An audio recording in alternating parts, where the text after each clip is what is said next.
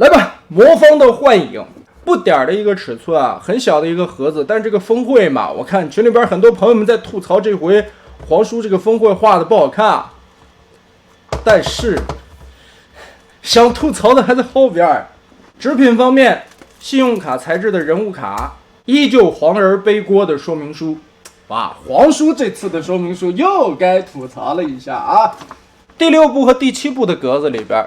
说明书上边画的是前边的这一块，算什么保险杠的部分吧？它是在双段折叠缩在这个里边的。这一步是错的啊，不要按这个指示的来，因为如果你完全的叠进去以后，腰部的这个卡扣放下来的时候就锁不住了。设计上面不是这样去变形的啊，说明书只是包括你在开盒的时候，它是人形的包装，这个里边都是翻折进去的，不要那么变形。因为如果你把这一块全部折叠进去的话，腰部这里的一个卡扣是够不着的，也就是说腰部无法变形到位啊，这里会错着缝隙，这块板件在这里顶住了。所以呢，真正的设计意图是把这个腰带折出来，这回跟这样卡进去。看这个凹槽刚刚好把前方的这一块贴合住，然后卡扣也把腰身掐进去了，左右的这2片包在腰上，也让腰部整体的这一块呈现一个浅蓝色统一下来的这么一个身体的颜色。首先和魔方的擎天柱摆在一起，看一下身高的一尺寸吧，基本上也是和之前统一的一个小车的比例。背包显得不是很大，而且整个炸开了以后，背包其实还有些许的一些层次感吧。但可惜的是，这一次的幻影并无法实现肩炮的一体变形，它的肩炮是一个插拔件。身上的一个美型度而言来说呢，首先它不会有什么头胶空洞的地方，后边这里本身是有2个很宽的一个窟窿的，它这里专门设计了一个盖板，给你折叠盖起来了，还是比较好的啊，能挡上就是不错的。而且整体的一个身形而言呢，也是比较匀称的，腿部的这一块处理的非常的精彩啊，在变形的时候我们就能看得出来，而且也能还原到幻影的一些元素，比如说脚旁边的这个后车轮，肩膀上边的小肩甲，跟动画片里边的造型来做一个对比吧。首先是侧面的这张图啊，整体的一个身材的薄厚以及这个匀称的效果看着还是不错的，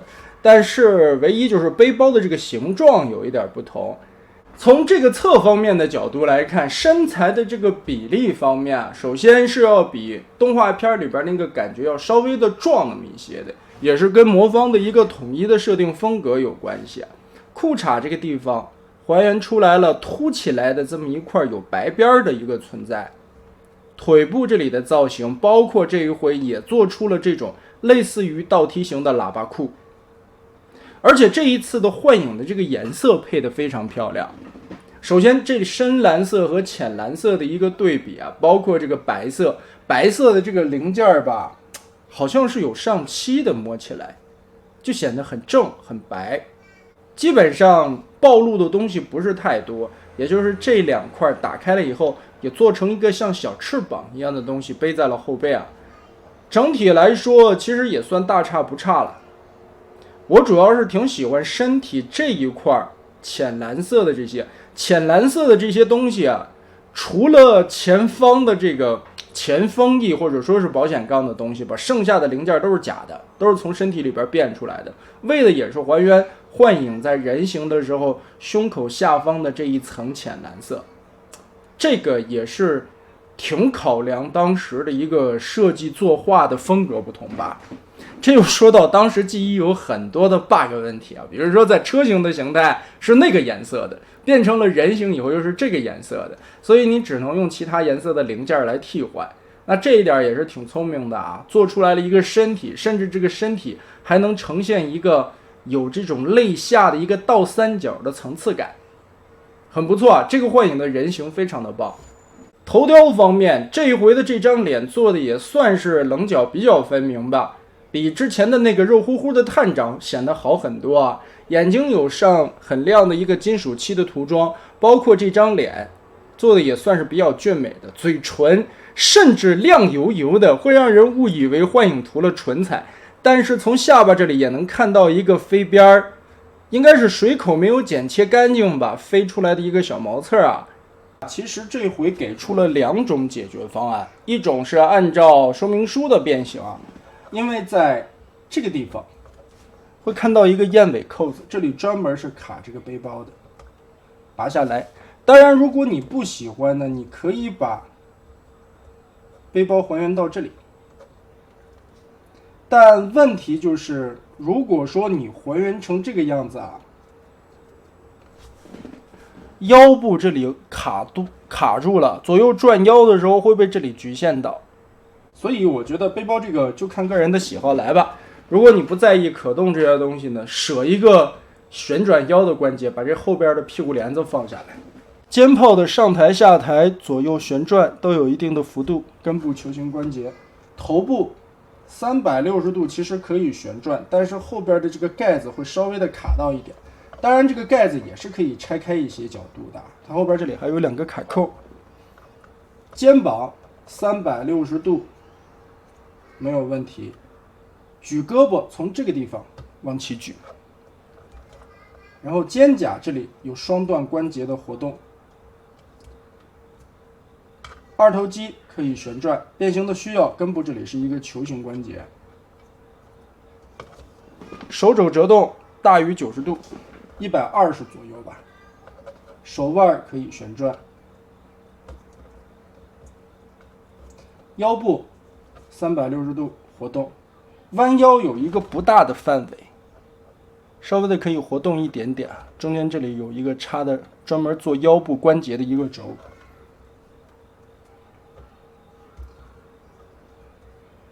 前踢可以踢到一个很高的幅度，但是无法实现后踢，这个地方裙甲就锁住了。打开这个裙甲，侧踢能踢到这么高。大腿根部这里可以旋转，膝盖是双段的关节。这个轴挺紧的，也可以抬到一个很大的幅度。新玩具关节好紧，脚踝这里左右有接地。它首先这个整脚掌啊，连同这个后边的定风翼是可以左右接地的，同时轮子可以稍微的贴下来一点点，就是说你在做左右接地的时候，让这个轮子稍微遮盖一下露出来的这个脱肉的地方。这里边是2个独立旋转的轴，所以稍微挡着点肉会好看一些，是可以实现出来这个亚洲墩子姿势的。那么我们准备开始进入一个变形的过程。首先第一步，把这个导弹的肩炮啊，从这个地方卡扣这个位置卸下来，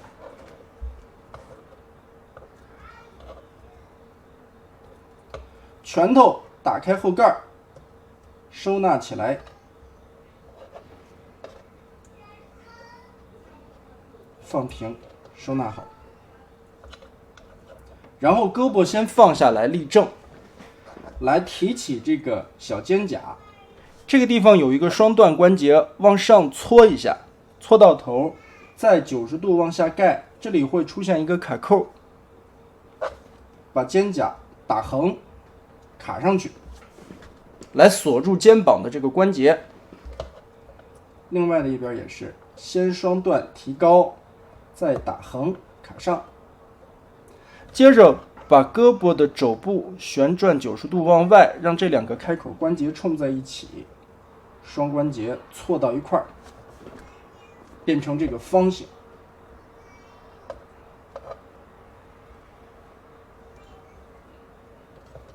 好，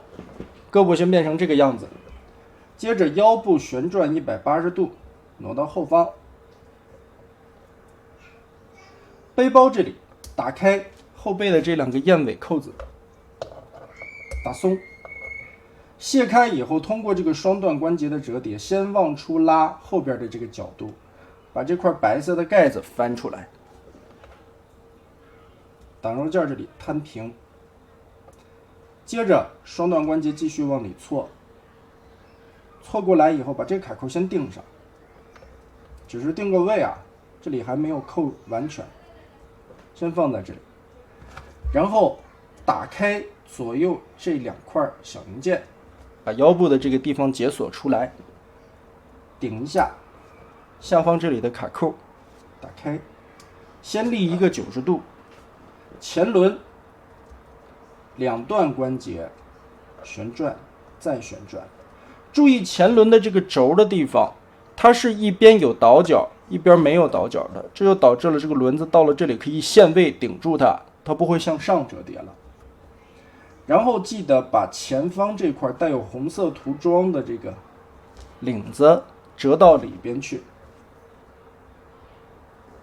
压到这里，压成这个角度即可。头，小人的头旋转个180度，扭到后方。这里的球形关节一定要立正啊！立正以后，刚刚好卡到这个凹槽里，弧线的这个凹槽，把人物的脸型扩出来。接着，我们从腰腹部这里看到一个浅蓝色的框架，拆开这2个燕尾扣子的零件，这里都是尼龙的，整件其实都是尼龙的，很有韧性，所以不用担心。然后继续的拉开，往长拉，拉长的同时，脑袋这个地方也就缩进去了。注意这里下巴的位置，不要卡到。好，把它缩进去，头放进去。这个滑道顶满以后，左右再打开腰这块的2个蓝色的板件，把这里打横。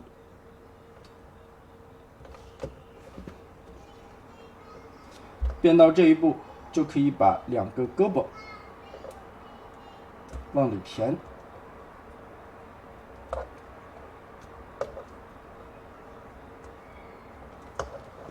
藏到车底，填满它。车头这一块，这里有2个卡扣，立上来，然后注意在2个肩胛这处有2个锁定的卡扣，把这里插满。前方这里压下来，这根部这里有2个小卡扣，把它压瓷实了，再往里夹驾驶舱的位置。好，最后再往上锁这2个浅蓝色的零件，跟小臂部分的一个卡孔结合，完全锁定。上半身我们现在基本上就变完了，过程其实还是挺简单的，比较清晰的一个变身的过程。变完了以后，中间的密合密度很高。然后来变腿部，首先打开这一块中间所有的卡扣，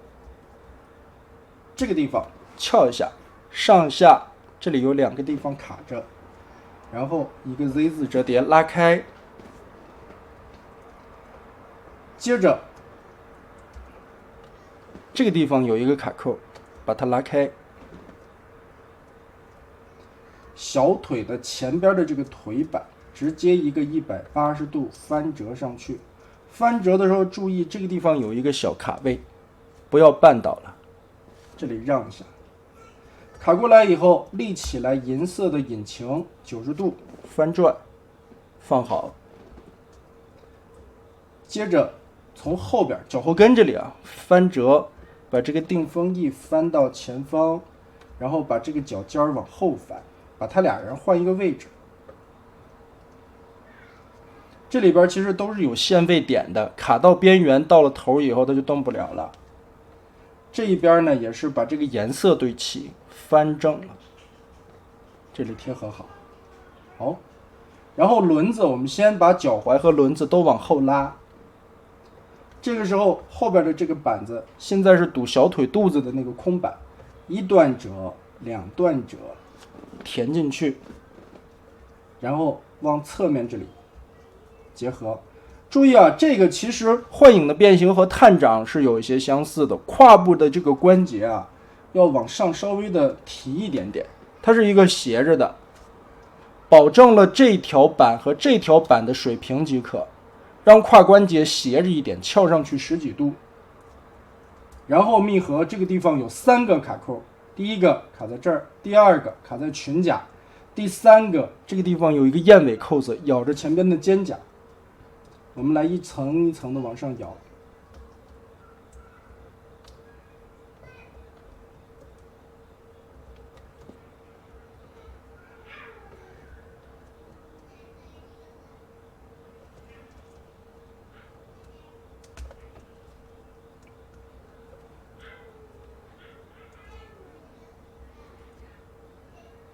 好，把这些地方都咬到位。接着这里有一个滑道，直接往前推，推到底顶满。然后轮子这个地方还有一个卡槽，双段关节往前提，卡在这个地方，脚丫子归位，那一边就变好了。变完以后我们对比一下，接着另外的一条腿，抠开这里的挡肉板， Z 字折叠拉起来，挡肉板1段折2段折藏到这一块26下方，拆开小腿这里连接的一个卡扣，膝盖往上折叠。这个折叠的过程中注意啊，这里会偶尔绊到这个角，把这里记得让开，贴上去。然后引擎90度立起来银色的零件，接着这里归位，脚后跟和脚尖换一个位置，脚尖折到后边，尾翼立起来定好，然后滑道往里推，推到头，嘎哒锁住，接着密合，燕尾扣子咬住，裙甲上的扣子咬住，后方这里的蓝色零件这里咬住，轮子归位，然后中间的卡扣从这个地方结合。注意，这下方其实还有一个扣子啊，这2个扣子连接起来是插到中间的这个凹槽缝隙里的，所以这几个点一定要对得准。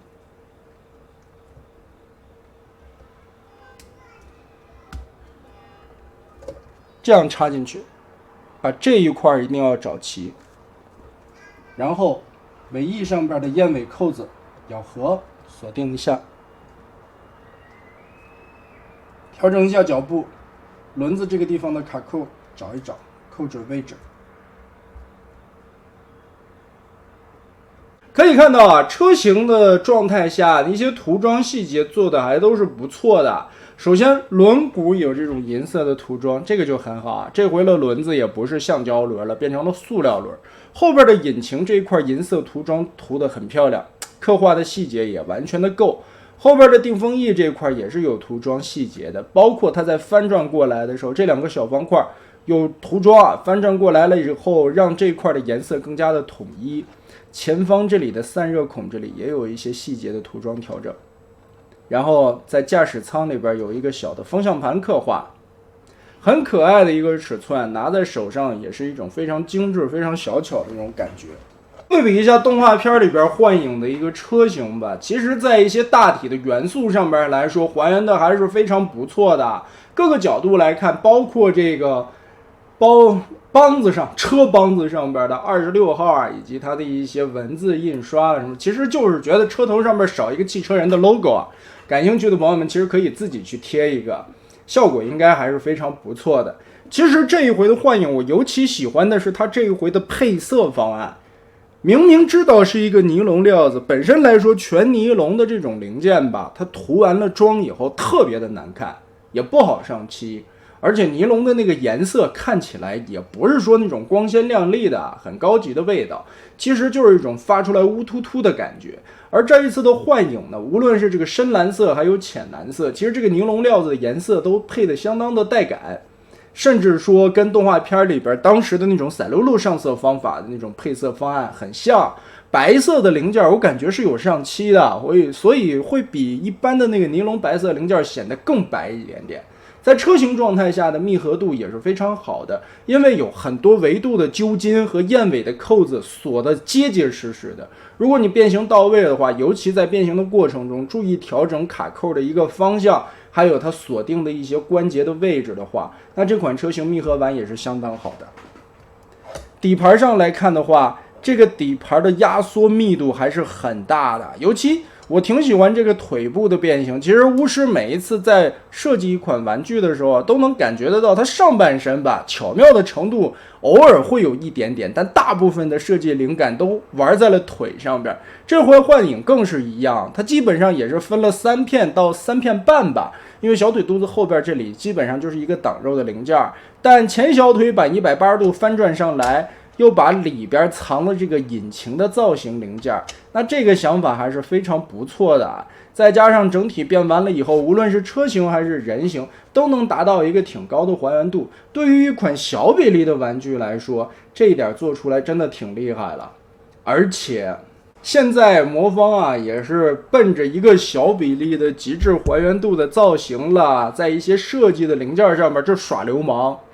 他凭借着这个尼龙的料子耍流氓，我料子撑得住，我就可以分件分得更多，做得更细，我甚至可以在空洞的地方增加一些盖板来把它挡上。所以这个人形也好，车型也好啊，其实在变身的过程当中呢，需要注意的地方还挺多的，因为有很多的卡扣来保证它车型的一个密合，而人形处理方面呢，又隐藏了许多车型下的一些装饰零件，全部藏到了内侧。在颜色方面，甚至也能调整出来，在车型状态下看不到的胸口的那个浅蓝色。我们仔细来看的话，胸口的浅蓝色的零件藏哪儿了？这个边缘藏在了这儿，腰腹部提上去的倒三角藏在了这儿，还有一些在内侧啊。当然，腰带上锁的就是前方的这一块的前边的防撞风翼了。其实 G1 动画里边很多的所谓的质量转换技术啊，一言不合变大缩小，这个还都是小事儿，能把这个本不合理的颜色搭配方案也能还原出来，这一点就是非常厉害的了。同样，我们想象一下曾经的 BC 能把那个机器昆虫炸弹的紫胸和灰胸的那个替换，那个在动画片里边是一个非常有名的 bug。炸弹的胸到底是紫的还是灰的？ BC 给了一个很好的解决方案，我在虫子形态下就是紫的，我变完了人就是灰的。魔方异曲同工，这回的幻影也是，我在车型的状态下，车头的这一块包括我们看所谓像胸部一样的地方，它就是白的，但变完了人形，那个胸里边就是一个浅蓝色，这一点真的很不错，很厉害。唯一可惜的一点，它的肩炮不能一体变形，仅此而已，剩下的都挺厉害了。那么得，这一款魔方的幻影大概就是这样。